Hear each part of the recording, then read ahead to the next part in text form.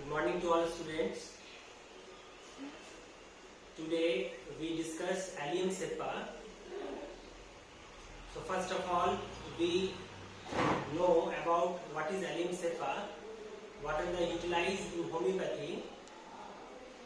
and what is the sign and symptom of allium cepa. So in introduction part, we know that the allium cepa, the common name is allium cepa, that is onion, or we can say that red onion. Improver Dr. C. Herring, that is Dr. Constantine Herring. Source of this remedy, that is vegetable kingdom, and family, that is Liliaceae family. अब हम लोग जो है इसके introduction part में देखते हैं कि एलियम सेपा जो है ये one of the best remedy है फॉर कैटरल इन्फ्लामेशन के लिए हम लोग इस रेमेडी को यूज करते हैं। उसके अलावा ये रेमेडी जो है ये पॉलीक्रिस्ट रेमेडी के नाम से भी जाना जाता है। और जो अभी हम लोग देखें कि इसके इंट्रोडक्शन में कि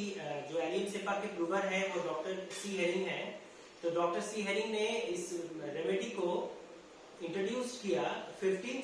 सितंबर इन द ईयर ऑफ 1847। ये ईयर को हम लोग को याद रखना है, ऐसे में भी फॉर द कॉम्पिटिटिव एग्जामिनेशन में भी जो है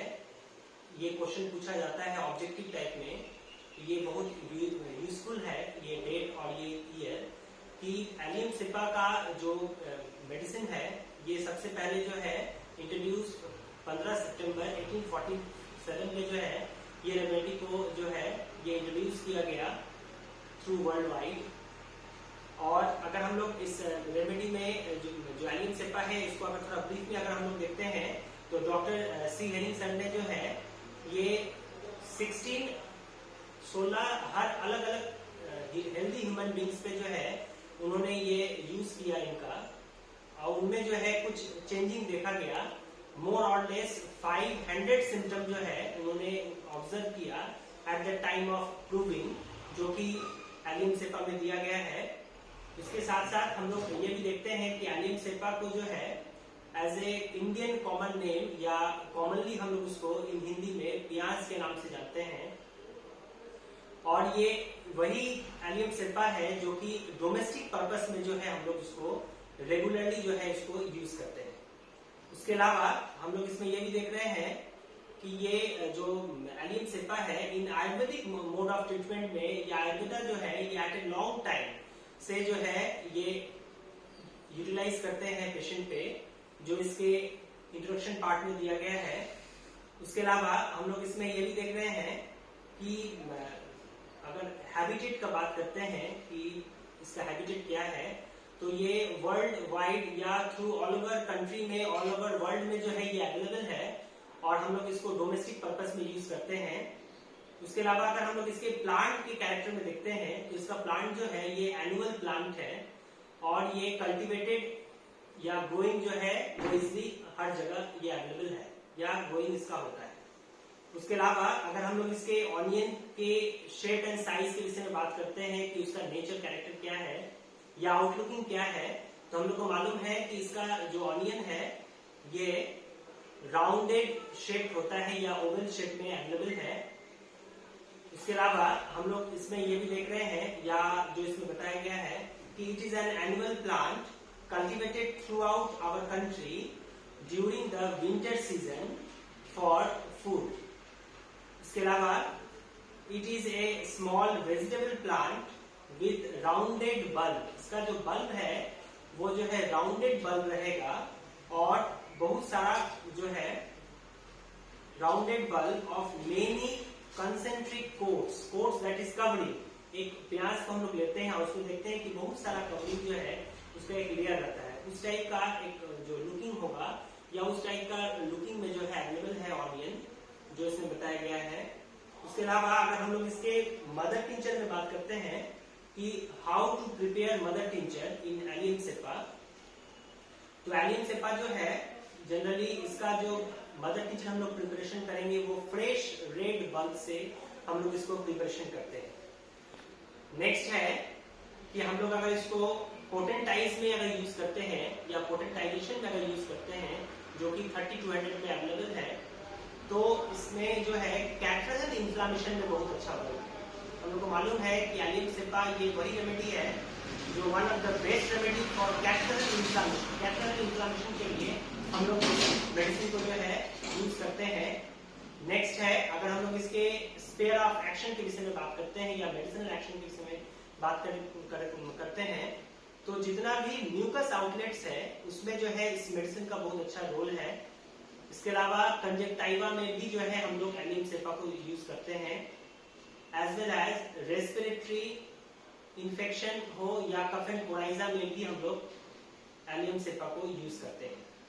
नेक्स्ट है नर्व में। नर्व इन द सेंस ये हुआ कि चाहे वो नर्व पेन हो या हम लोग को मालूम होगा कि प्रीवियसली हम लोग डिस्कस किए थे कि नर्व इंजुरी में हम लोग हाइपेरिकम को जो है रिमेम्बरेंस करते हैं, वैसे ही जो है ये नर्व पे भी जो है एलियम सेपा का बहुत अच्छा रोल है। हम लोग फर्दर देखेंगे जब इंडिविजुअल कंप्लेंट में आएंगे कि क्या क्या इसमें रोल है, वो हम लोग बाद में देखेंगे।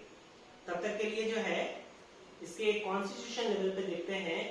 जो फिजिकल मेकअप के नाम से हम लोग जानते हैं कि हम लोग को मालूम है कि हर मेडिसिन का कहीं ना कहीं अलग अलग जो है कॉन्स्टिट्यूशन होता है। कोई एक ऐसा पेशेंट है जो कि फेयर फैटी फ्लेवी रहता है, कोई एक सेकंड पेशेंट है जो कि लीन थिन पर्सनैलिटी रहेगा, कोई एक ऐसा पेशेंट रहेगा जिसका सिर्फ एब्डोमेन जो है वो बल्की रहेगा, कोई एक ऐसा पेशेंट है जिसका कि नेक जो है वो प्रोमिनेंट रहता है। तो ये पर्सन टू पर्सन पे अलग अलग मेडिसिन पे अलग अलग कॉन्स्टिट्यूशन में हम लोग रीड करते हैं। वैसे ही हम लोग एलियम सेपा का अगर बात करें तो एलियम सेपा का जो कॉन्स्टिट्यूशन है इसमें बताया गया कि इसका कोई एक पर्टिकुलर कॉन्स्टिट्यूशन नहीं है या कोई एग्जैक्ट कॉन्स्टिट्यूशन नहीं है जिसपे कि हम लोग ये बता पाए कि एलियम सेपा का पेशेंट अगर होगा तो वो लीन थिन पेशेंट होगा या ओबेसिटी से सफरिंग करेगा। तो इन द सेंस हम लोग इसको ऐसे समझेंगे कि at the time of proving, जब प्रूविंग हुआ, prove by doctor C Hering ने जब ये प्रूव किया, उस समय ऐसा कोई पिकुलियर कॉन्स्टिट्यूशन नहीं देखा गया जो कि हम लोग हर मेडिसिन में कहीं ना कहीं अलग अलग कॉन्स्टिट्यूशन देखते हैं। उसके अलावा हम लोग ये भी देख रहे हैं कि अगर इसके थर्मल रिलेशन में बात करें तो ये पेशेंट जो है ये हॉट पेशेंट होता है, और जो है अगर हम लोग इसके मियाज में देखते हैं कि मियाजमेटिक बैकग्राउंड क्या है, दैट इज सोरिक पेशेंट होगा, और टेम्परामेंट जो है इसका मेलेंकोलिक टेम्परामेंट होता है, क्योंकि हम लोग को मालूम है कि हर मेडिसिन में कहीं ना कहीं अलग अलग टेम्परामेंट है। किसी का टेम्परामेंट जो है वो इरिटेबल टेम्परामेंट होता है, किसी का जो टेम्परामेंट है वो मेलेंकोलिक होगा। वैसे ही अगर हम लोग एलियम सेपा के विषय में बात करें तो ये जो मेडिसिन है इसका जो टेम्परामेंट है ये जो है मेलेंकोलिक टेम्परामेंट से पेशेंट जो है वो सफरिंग करता है according to doctor C Hering. Next है कि अगर हम लोग इसके कैरेक्टरिस्टिक्स फीचर में बात करें जो कि गाइडलाइन सिम्टम या रेड लाइन सिम्टम के विषय में बात करें तो हम लोग को मालूम होगा कि हर मेडिसिन का कहीं ना कहीं एक कैरेक्टरिस्टिक्स फीचर होता है, हर मेडिसिन का अलग अलग एक गाइडिंग सिम्टम होता है जिसमें कि हम लोग हर एक मेडिसिन को दूसरे मेडिसिन से जो है इजिली कंपैरिजन कर पाए। कंपैरिजन इन द सेंस ये हुआ कि हर मेडिसिन का कहीं ना कहीं एक थीम होता है, तो वो थीम हम लोग इसमें देखते हैं कि एलियम सेपा में ऐसा क्या मेडिसिनल थीम है जिसमें कि हम लोग इजिली आइडेंटिफाई कर पाए कि कहीं ना कहीं ये पेशेंट जो है या इस टाइप का सिम्टम जो है हम लोग एलियम सेपा में देखें। तो अकॉर्डिंग टू साइड एफिनिटी के विषय में बात करेंगे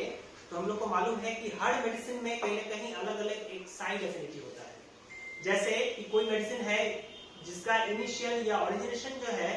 वो वर्क करता है राइट साइड पे, किसी में है कि राइट से जो है लेफ्ट की तरफ जो है उसका जो भी कंप्लेन रहेगा वो जो है शिफ्टिंग करता है। वैसे ही हम लोग ये एलियम सेपा में देख रहे हैं कि एलियम सेपा का जो साइड एफिनिटी है ये लेफ्ट साइडेड में है, जो भी इसका कंप्लेन शुरू होगा वो सारा जो है लेफ्ट से जो है इसका ओरिजिनेशन कंप्लेन शुरू होता है। नेक्स्ट है कि अगर हम लोग इसके रेड लाइन सिम्टम में बात करेंगे, या अभी हम लोग जो डिस्कस किए कि रेड लाइन सिम्टम ऐसा एक सिम्टम है जो कि हर मेडिसिन में कहीं ना कहीं अलग अलग डिफर रहता है। तो अगर हम लोग एलियम सेपा में देखते हैं तो एलियम सेपा का जो रेड लाइन सिम्टम है that is acridity. Acridity is a keynote symptom of this remedy, that remedy is known as allium सेपा।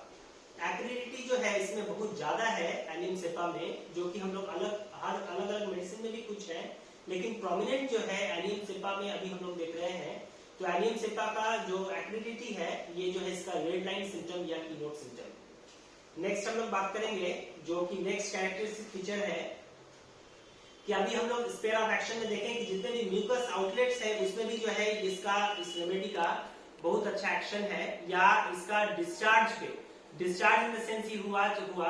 चाहे ये कफ एंड कोराइजा हो या डायरिया प्रॉब्लम हो, जो भी इसका डिस्चार्जिंग है उस पे जो है प्रोफ्यूज होगा, बहुत ज्यादा जो है इसमें डिस्चार्जिंग होता है। चाहे अगर उसको नेजल डिस्चार्जिंग होगा वो भी जो है उसको बहुत ज्यादा डिस्चार्जिंग होगा। डिस्चार्जिंग के साथ जो है उसको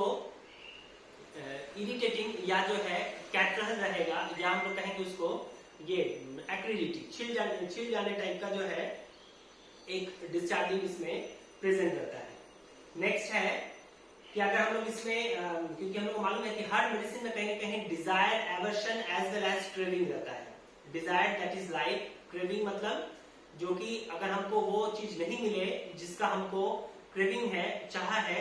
तब जो है कहीं अगर वो फुलफिल नहीं हो तब जो है हम लोग को जो है कुछ प्रॉब्लम क्रिएट हो सकता है। तो इसमें हम लोग देख रहे हैं कि चाहे वो डिजायर हो या क्रेविंग हो, तो इस दोनों में दिया गया है कि डिजायर और craving for raw onion. Raw onion का जो है कच्चा ऑनियन या कच्चा जो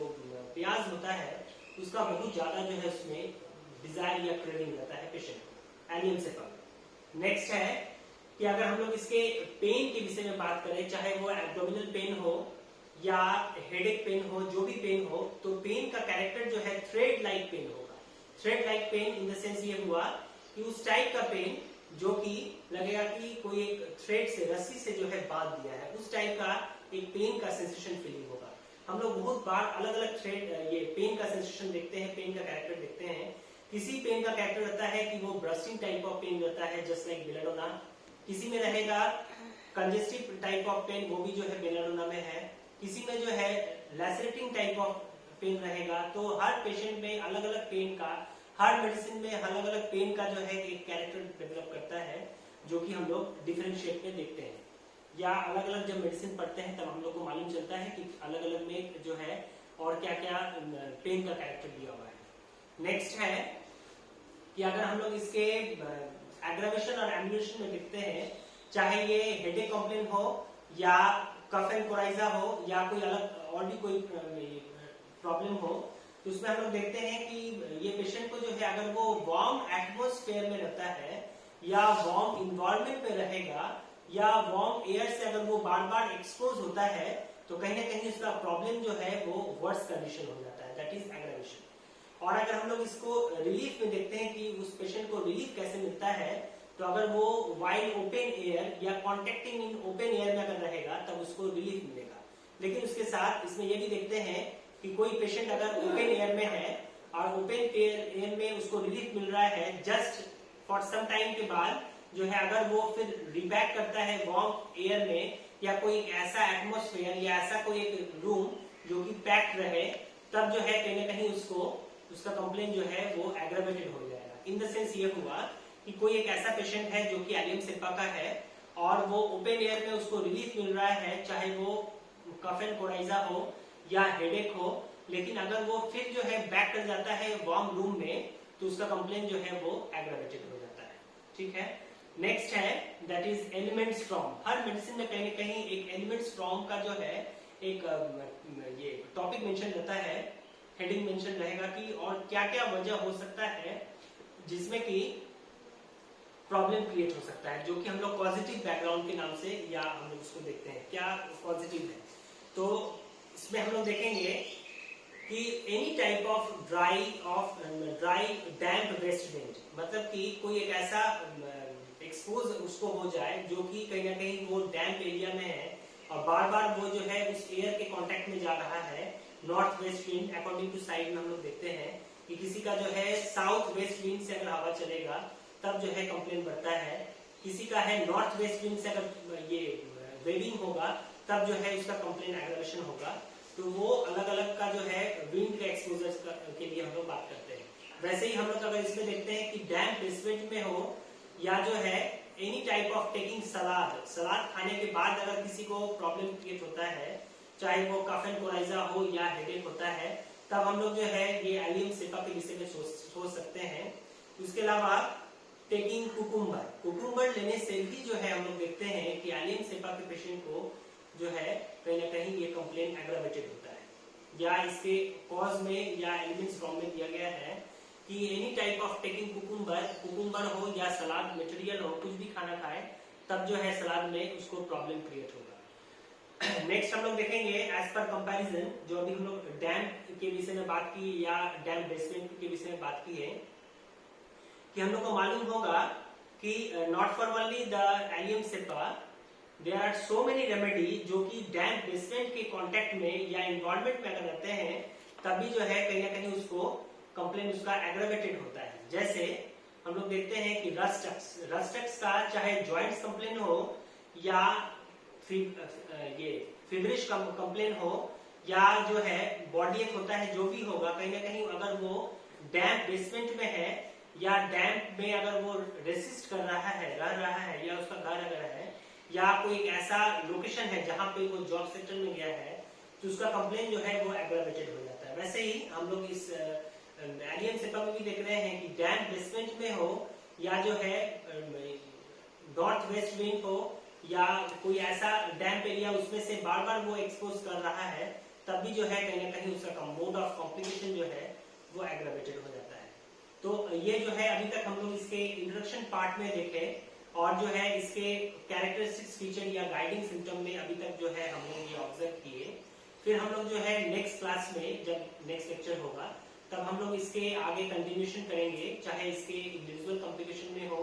या इसका मेंटल सिम्टम में जो है हम लोग इसको आगे फर्दर कंटिन्यू करेंगे।